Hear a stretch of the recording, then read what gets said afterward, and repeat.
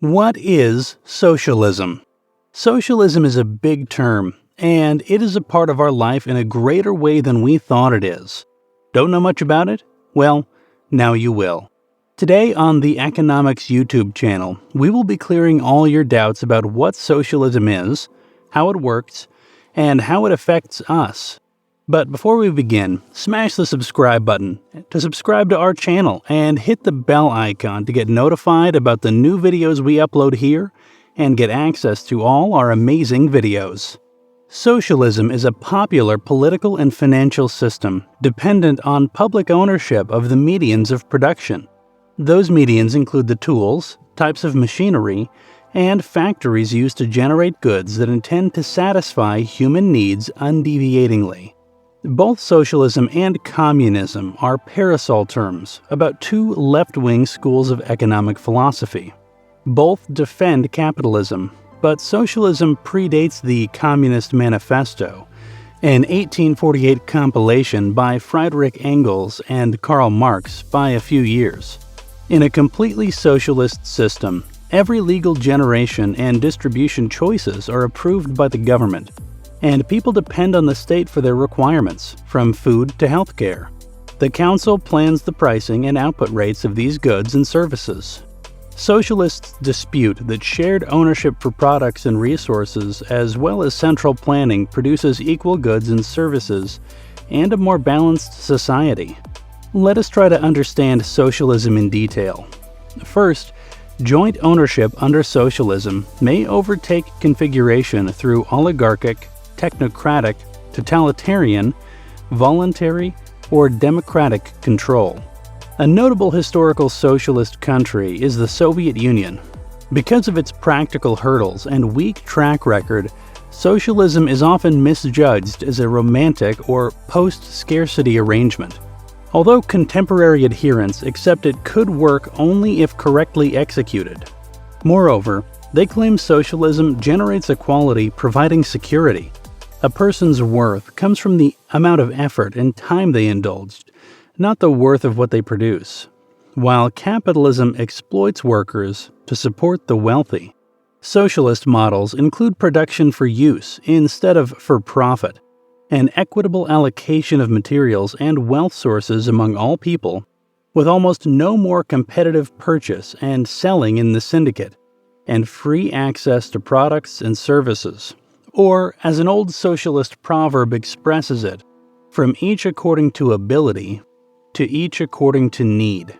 Do you want to know a bit about the origins of socialism?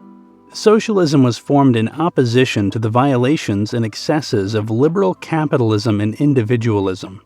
Under preceding capitalist markets, during the late 18th and 19th centuries, Western European countries quickly underwent industrial, compound economic, and production growth.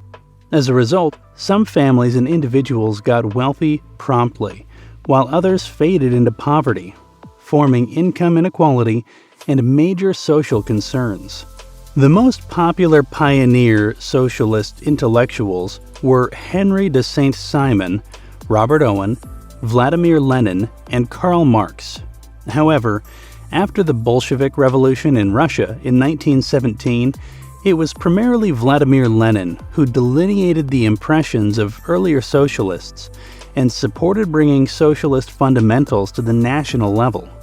After the failure of socialist central outlining in Maoist China and the Soviet Union during the 20th century, several new socialists adapted to a redistributive and high regulatory system, sometimes associated with democratic or market socialism. People are always stuck in the dilemma of understanding the difference between socialism and capitalism. But worry not, we have got your back. Socialist economies and capitalist economies oppose their logical bases, stated or designated objectives, and compositions of production and ownership.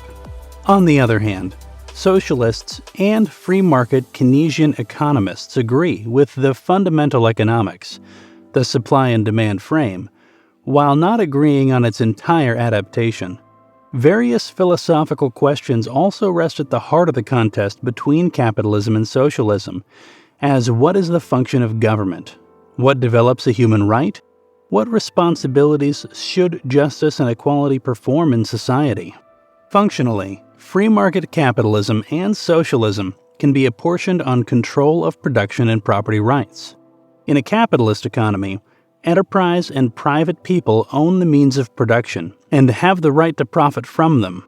Private property titles are taken seriously and apply to almost everything.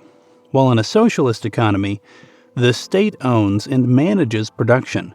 Personal property is often permitted, but only in the class of consumer goods. In a socialist economy, public officials examine producers, savers, consumers, investors, and borrowers by taking over and organizing trade, the flow of capital, and other means. In a free market economy, trade is carried out in a voluntary or a non-regulated form. Market economies depend on the distinct actions of self-determining individuals to manage production, consumption, and distribution. When and how to produce, judgments about when, what, and how to produce are done privately and regulated through an immediately developed price system and the laws of demands and supply prices. Enthusiasts say that openly floating markets range direct resources toward their most valuable ends. As a result, profits are boosted and drive future production. Socialist economies depend on either the worker or the government organizations to drive distribution and production. Consumption is controlled, but it's still partly left up to the people. The state decides how primary resources are applied and taxes wealth for redistributive purposes. Socialist economic enthusiasts view many private economic exercises as irrational because they do not result in immediate consumption or use. Socialism has many advantages, but some disadvantages as well that cannot be left unnoticed. Under socialism, people are no longer misused because they control the means of production. Profits are spread equally and fairly among all workers per their offerings. But the cooperative system also caters to those who can't work. It satisfies their basic needs for the welfare of the whole society. This system eradicates poverty. It yields regular access to healthcare and education. No one is distinguished against. Everyone strives at what one is best at and what one appreciates. If society needs responsibilities to be done that no one wants, it gives higher compensation to benefit people to take them. Natural reserves are preserved for the advantage of the whole. However, here are some cons that balance out the pros.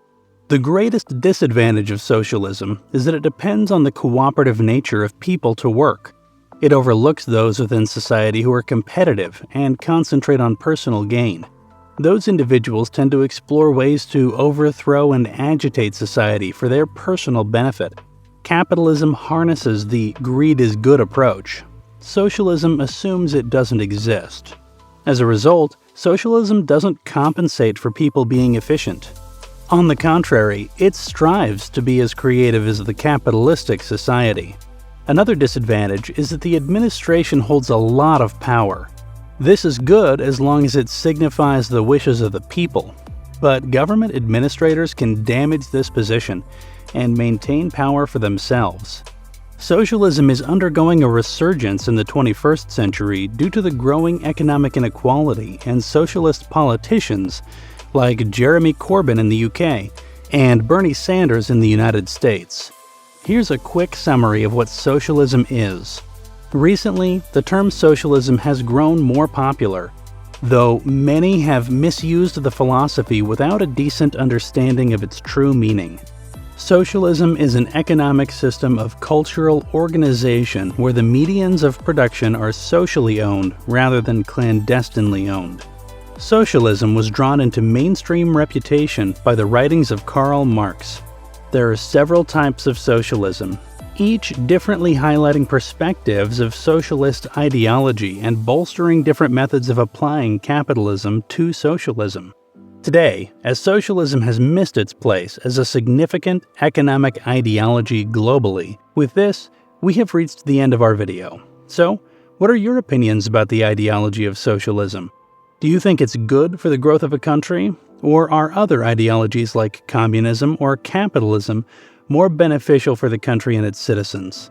Let us know what you feel in the comments section below. Also, subscribe to our channel if you've not done it yet to watch more amazing videos like this one, only on Economics YouTube channel. Share this video with your friends and stay tuned until we develop another exciting video for you.